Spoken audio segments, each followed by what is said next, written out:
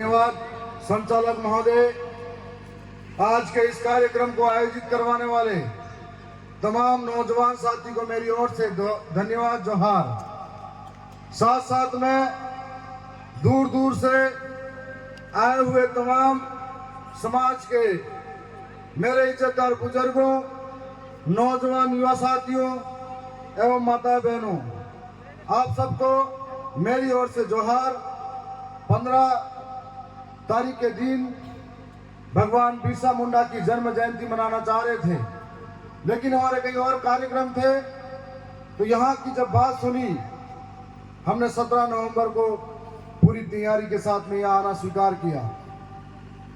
साथियों, मैं बात करने से पहले आज के दिन में हमारा इतिहास गौरवान्वित करने वाली एक घटना को याद दिलाना चाहूंगा। इतिहास के पन्नों में आजादी की लड़ाई, चाहे औपनिवेशिक भारत के अंदर औपनिवेशिक शासकों से लड़ाई हो, चाहे सामंतवादियों से लड़ाई हो, चाहे अंग्रेजों से लड़ाई हो, चाहे राजे रजवाड़ों से लड़ाई हो, लेकिन आदिवासी कभी पीछे नहीं हटा है। ये बात अलग है कि इतिहास के पन्नों पर उनके साथ में अपेक्षित जो मिलना चाहिए था योगदान, सहयोग, वो नहीं मिला है। मैं ये नहीं कहना चाहूंगा कि जलियांवाला बाग हत्याकांड हुआ था, वह हजारों लोग शहीद हुए थे और इतिहास के अंदर राष्ट्रीय इतिहास में दर्जा मिला था। मैं ये नहीं कहता हूं कि नहीं मिलना चाहिए, मिलना चाहिए, लेकिन आज के दिन 17 नवंबर 1913 के दिन मानगढ़ की वो पहाड़ी जो हमारे शौर्य पराक्रम की गाथा गाती हुई है, और आज के दिन में अंग्रेजों और राजा रजवाड़ों ने अंधाधुंध गोलियां चलाई थी। आज के दिन में हजारों लोग शहीद हुए थे उस मानगढ़ की पहाड़ी पर, जो हमारे इतिहास को गौरवान्वित करने का काम करती है। मैं चाहूंगा कि उन शहीदों की याद में हम लोग खड़े होकर 1 मिनट के लिए श्रद्धांजलि अर्पित कर दें।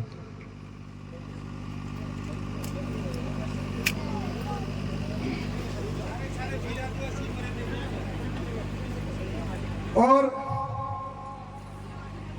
इसके अंदर गुजरात से लगाकर राजस्थान के लगभग 1 लाख लोग एकत्रित हुए थे अंग्रेजों और राजा रजवाड़ों के साथ में लड़ाई लड़ने के लिए, और सारे के सारे वीर लोग मरे थे। मैं 1 मिनट के लिए मौन धारण करवाना चाहूंगा।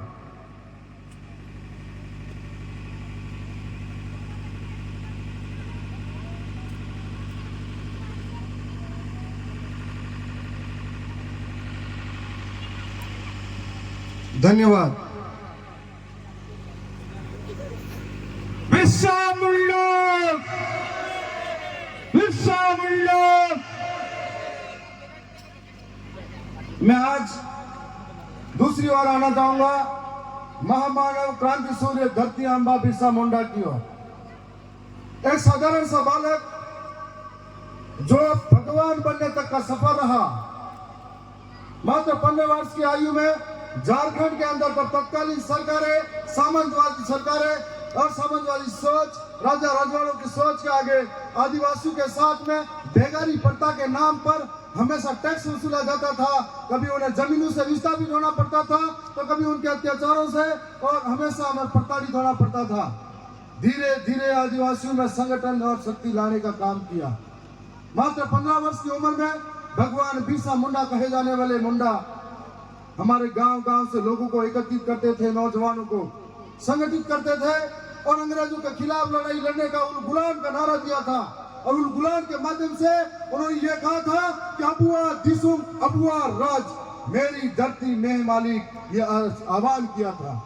और उसके माध्यम से मात्र 25 वर्ष की उम्र में जो अंग्रेजी हुकूमत थी, उस अंग्रेजी हुकूमत के अंदर नाक में दम कर दिया था।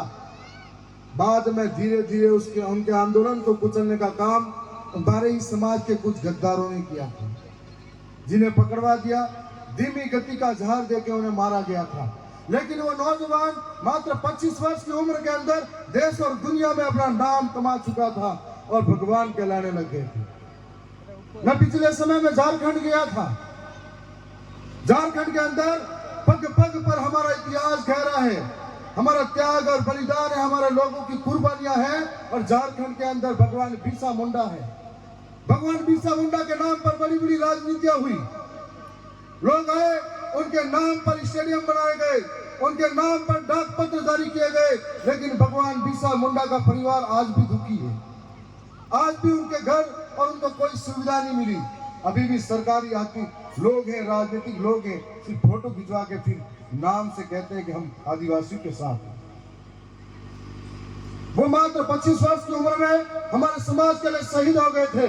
हम लोग दूसरी बार ये कहना चाहेंगे कि उस वक्त के जो हालात थे, अंग्रेजों से लड़ाई थी, उस वक्त जो हालात थे, साम्राज्यवादियों से लड़ाई थी, उस वक्त के जो हालात थे, हमारे यहाँ पर राजा रजवाड़ों से लड़ाई थी, और उनके लड़ाई की वजह से हमको शेड्यूल डिस्ट्रिक्ट एक्ट मिला, और शेड्यूल डिस्ट्रिक्ट के बाद में हमें भूमि अधिनियम हस्तांतरण अधिनियम मिला, और उसके बाद में आदिवासी की जमीन गैर आदिवासी के खाते नहीं हो सकती, ये अधिकार हमको मिले। उस टाइम 25 वर्ष के नौजवानों के साथ में जो लड़ाई थी, समय के साथ में बदलाव हुआ, औपनिवेशिक शासन खत्म हुआ, लोकतंत्र स्थापित हुआ, और लोकतंत्र स्थापित होने के बाद भी आदिवासियों की समस्याएं खत्म नहीं हुई।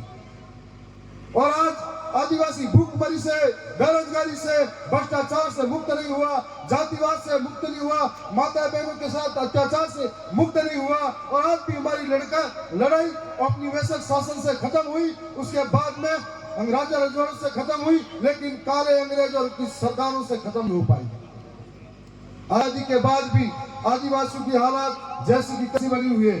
वही आदिवासी जिसको हम 5 जनवरी 2011 कैलाश बनाम महाराष्ट्र सुप्रीम कोर्ट का जजमेंट कहता है कि हम इस देश के मूल मालिक हैं, वही आदिवासी आज मूलभूत सुविधाओं के लिए तरसता है।